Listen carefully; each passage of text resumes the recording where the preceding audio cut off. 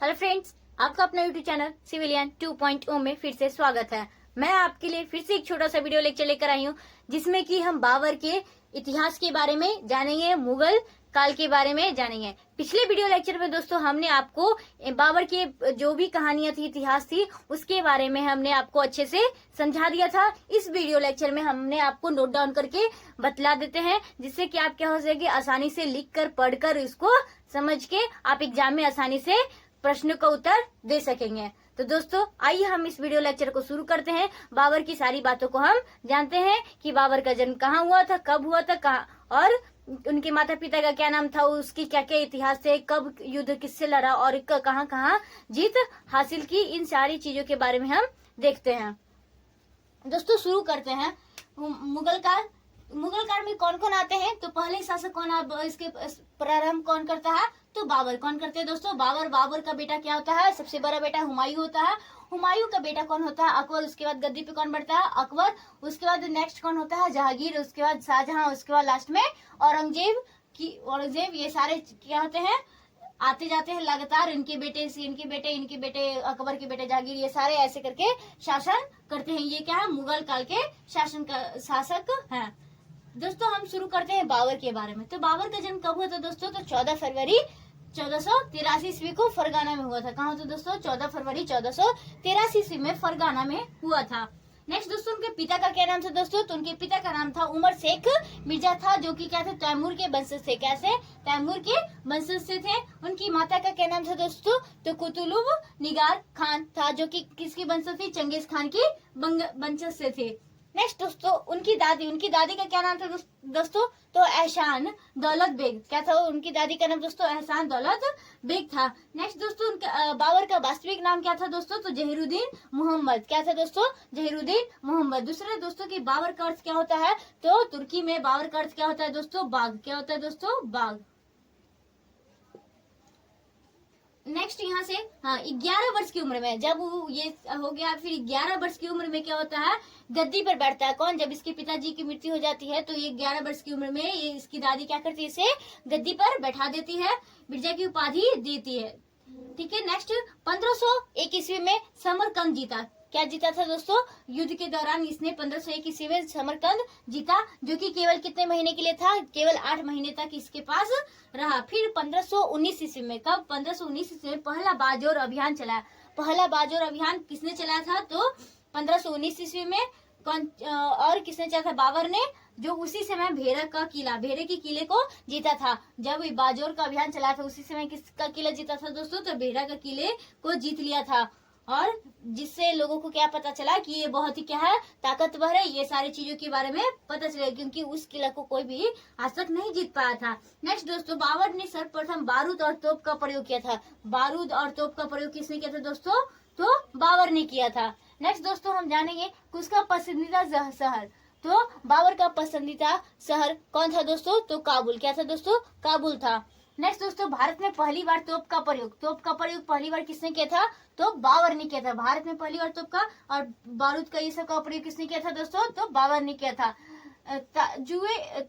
तुजुक ए बावड़ी में बाबर की आत्मकथा की चर्चा किसमें की गई दोस्तों? तो तुजुक ए बावड़ी में की गई है। बाबर को 4 बाग शैली का जनक कहा जाता है। क्या कहा जाता है दोस्तों? बाबर को 4 बाग शैली का जनक कहा जाता है। नेक्स्ट दोस्तों आगे हम देखते हैं कि पानीपत का प्रथम युद्ध बाबर लड़ता है, जो कि भारत में 5वां आक्रमण होता है। उससे पहले वो भारत पे कितने आक्रमण कर चुका होता है? 4 आक्रमण कर चुका होता है। पानीपत का जो प्रथम युद्ध जो बाबर के द्वारा इब्राहिम लोदी के विरुद्ध लड़ा गया था, जो कि कितना भारत पे 5वां आक्रमण था।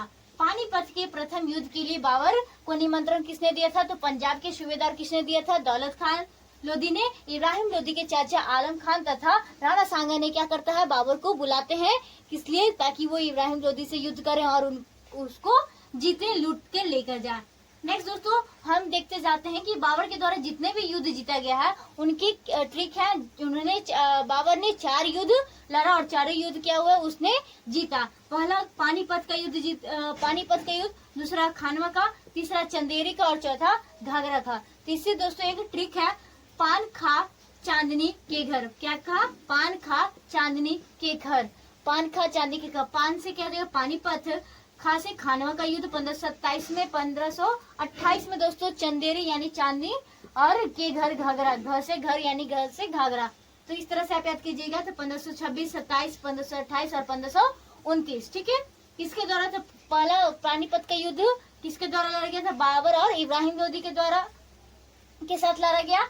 नेक्स्ट दोस्तों 1527 में खानवा का युद्ध किसके बीच हुआ? तो बाबर और राणा सांगा के बीच हुआ।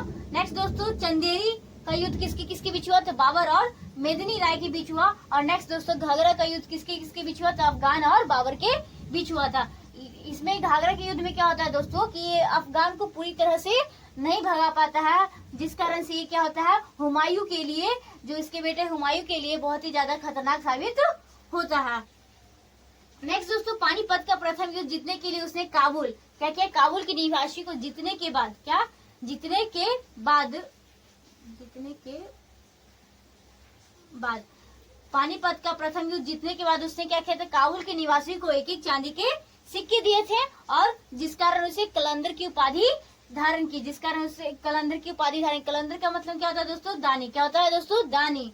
नेक्स्ट खानवा के युद्ध के समय बाबर अपने सैनिकों को मनोबल बढ़ाने के लिए जिहाद शब्द का प्रयोग किया। क्या चीज का प्रयोग किया दोस्तों? तो जिहाद शब्द का प्रयोग किया था उस समय। नेक्स्ट खानवा का जब युद्ध होता है तो उस समय क्या होता है? राणा सांगा के साथ होता है। तो राणा सांगा क्या होता है उस समय का? क्या हो जाता है? बहुत ही ज्यादा ताकतवर हो जाता है और बाबर के जितने भी सैनिक होते हैं उनके पास मतलब धन वगैरह ये सारी चीज नहीं होते हैं, उनमें इतनी ताकत नहीं होती है कि वो राणा सांगा से युद्ध कर सके। जिस कारण क्या करते हैं बाबर? क्या करते हैं अपने सैनिकों को मनोबल बढ़ाने के लिए जिहाद शब्द का प्रयोग होता है, जिसका प्रयोग किया, जिसका अर्थ क्या होता है दोस्तों? धर्म के लिए जनादेश। मतलब कि वो धर्म के पर उकसाते थे कि अगर हम राणा सांगा से नहीं जीते तो क्या हमारे धर्म की क्या होगी, मतलब तौहीन होगी। तो इस शब्द का प्रयोग किया था। खानवा के युद्ध के बाद बाबर ने गाजी की उपाधि धारण की थी। सारे युद्ध किसने जीते थे? तो बाबर ने जीते थे।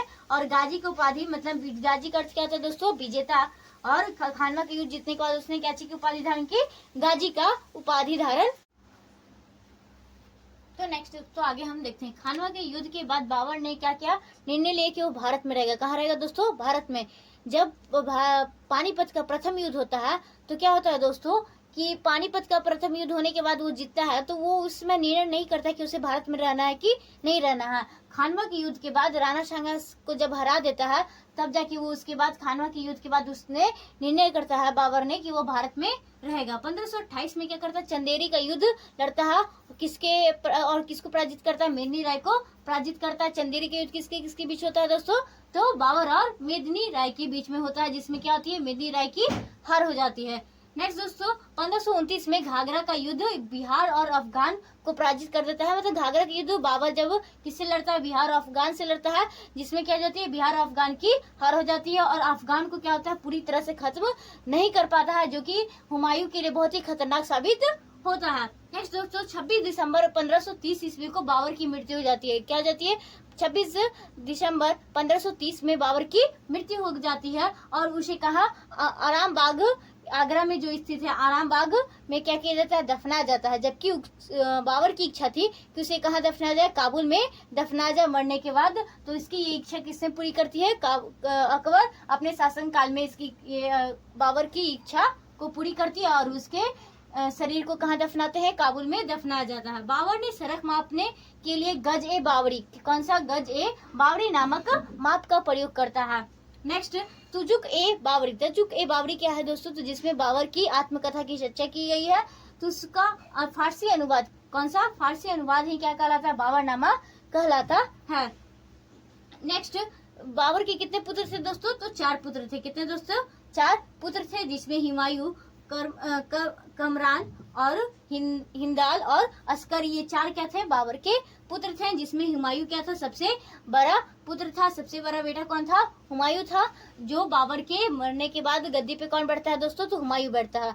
तो दोस्तों बाबर के बारे में हमने आपको सारे इतिहास के बारे में बता दिया है। तो दोस्तों अगर आपको वीडियो लेक्चर अच्छा लगे तो आप अपने दोस्तों तक शेयर कीजिएगा, लाइक कीजिएगा, चैनल को सब्सक्राइब कीजिएगा। नेक्स्ट वीडियो लेक्चर हम आपको अगले हुमायूं के बारे में बता देंगे। Thank you friends.